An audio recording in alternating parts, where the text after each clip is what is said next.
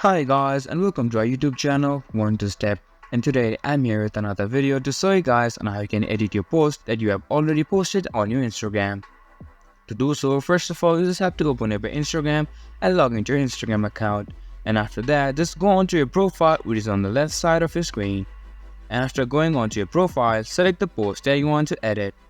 Click on it, and here you can see there are 3 dots on the top right corner of your screen.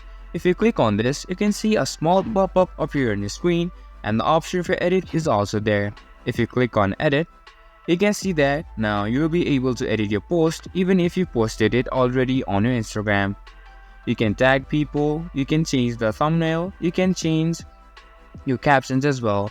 After you have done necessary changing that you want to on your post, you can click on done. And after that, the post has been changed and it has been updated or edited after it has already been posted to Instagram. This much for this video, and I hope you guys find the video helpful. If you do, make sure to leave a like, subscribe to our YouTube channel and hit the bell notification. And don't forget to drop a comment for reviews and for more content like this.